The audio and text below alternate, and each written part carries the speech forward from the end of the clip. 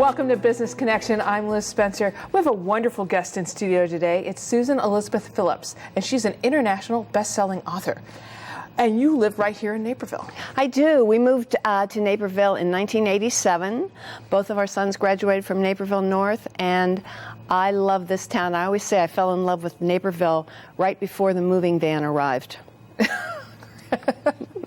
And you have a sense of humor, which I think is excellent.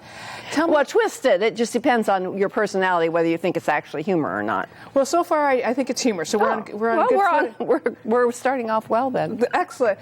Tell me a little bit about how you got started in writing. I think we're all always fascinated. I started as a reader, and I began reading a lot of the really great historical romances that were coming out in the late 1970s, early 1980s. And a friend and I decided we were going to write a book together. It took us 2.5 years to write the book.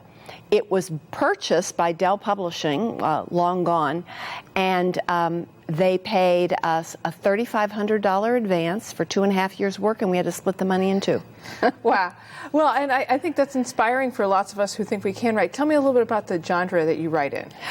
I straddle the fence between women's fiction and romance. I love books with a strong central love story and books that are also about community, and I love writing women's friendships in the book. So you have all of those elements.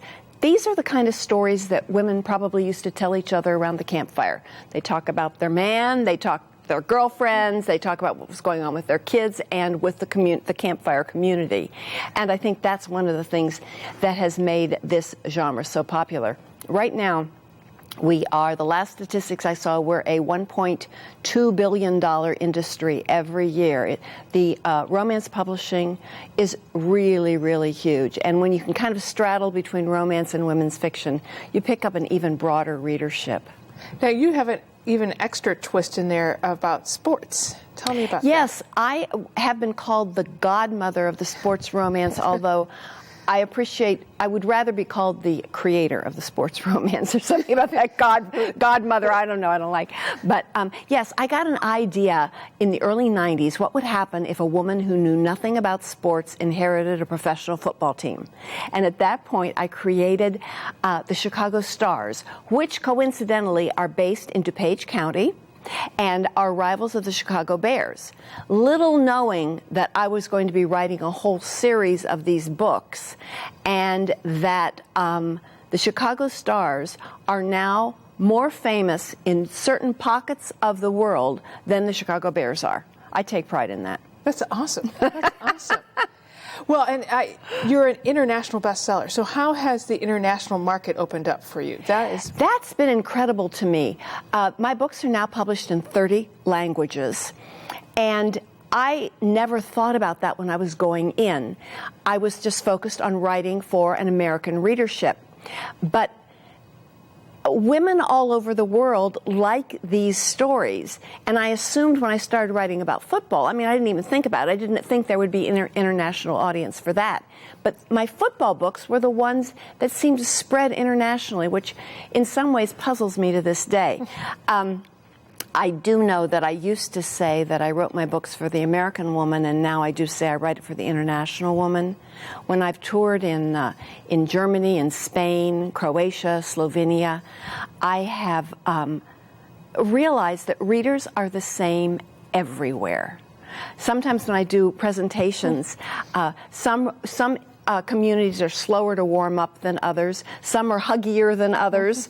If you don't want to be hugged, don't talk to Spanish readers. They love to hug. I love them. German readers, it's a handshake. But Germany has been my second largest audience. And they have just embraced all of my books, not just the books that are centered on football.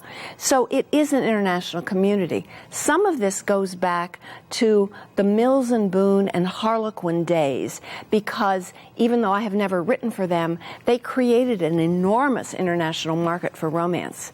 And it's all over. I get, especially in this age of social media, when I have so many connections through email, through Facebook and Twitter, I have input, and I hear from readers all over the world.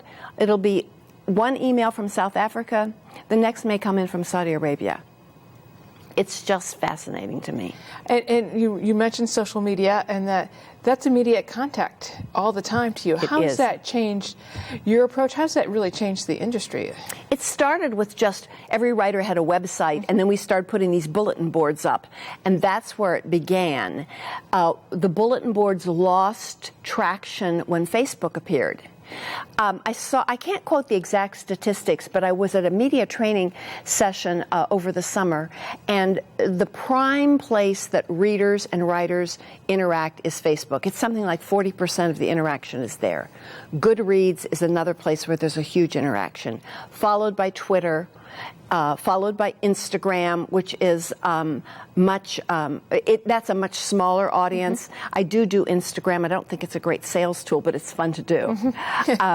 And so you have this huge time sink, and if you're not careful, that eats up writing time. Because honestly, for me, social media is much more fun than sitting down trying to write the books. Oh, I bet it is. Well, and it's immediate contact with your readers, which is... It is, and the readers are just... Women readers are fantastic. They read all across the board. Women do not limit themselves. They'll have one of my books in one hand and Harlan Coben in the other hand. They read a lot, and they read widely. And so it's always, when you get two readers together, even if you don't know each other and you have dissimilar backgrounds, there are always things to talk about.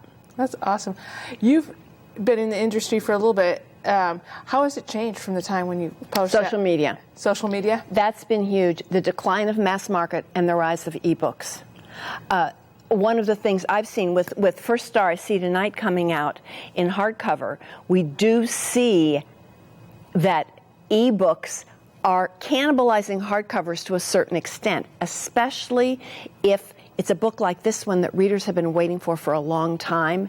They want the book at midnight on publication day because there's a strict drop date on this book. This book drops on August the 23rd, but they want it on August 23rd exactly. So we have seen this huge growth in ebooks. And some readers will only read electronically. Some readers mix it up like I do, and some only want the print copy. We're also seeing now this craziness with so many people reading books on mobile phones, right? Which is just astounding to me. You have to, you're flipping through. You're flipping constantly. Yeah. And in Japan, for example, they're writing books that are only for mobile phones with these very sparse descriptions and very fast-moving plots. So the industry is just moving in so many different directions. It's exciting to watch. I've been able, through the course of my career, to see this amazing transformation. Well, and you've been able to navigate it so well. So I think that's well. Let's just say survive. I'm going to say navigate and chart a course. So, Susan, thanks for stopping by and sharing a little bit about who you are, what you do. You international bestseller, you. Thank you. Nice to meet you. Nice to meet you too. We'll be right back with more Business Connections. Stay tuned.